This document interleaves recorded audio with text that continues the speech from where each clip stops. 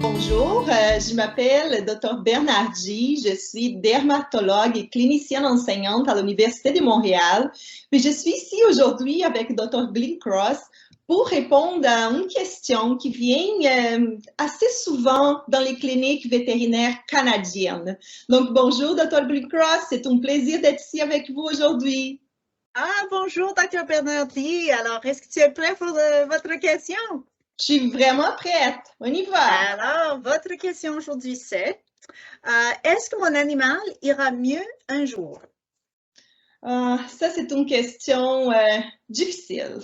Premièrement, Dr. Greencross, il faut vraiment prendre en considération qu'on a trois sortes d'allergies ou trois causes de démangeaisons chez les chiens qui sont les plus importantes.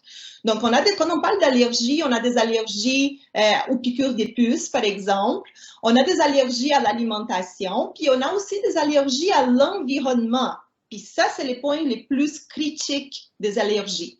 Donc, quand on parle des allergies aux puces ou des allergies à l'alimentation, à la diète, ce sont des choses qui sont plus faciles à gérer parce qu'en donnant un traitement antiparasitaire ou en changeant la diète, parce qu'on a des excellentes diètes pour les chiens allergiques, on va avoir un contrôle qui ça peut être très satisfaisant pour ces animaux.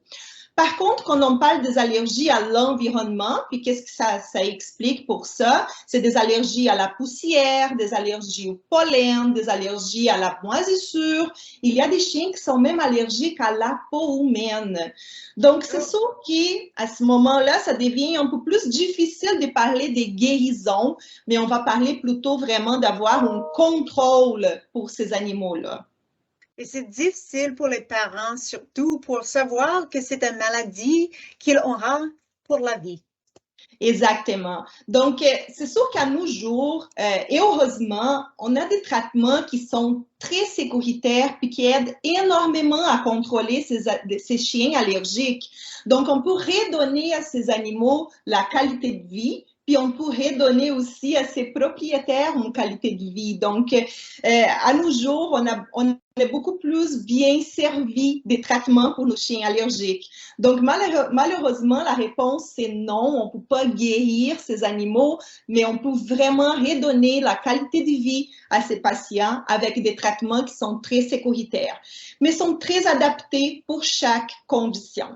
Donc, il faut penser vraiment à ça, qu'on peut vraiment gérer ces animaux de façon assez performante à nos jours.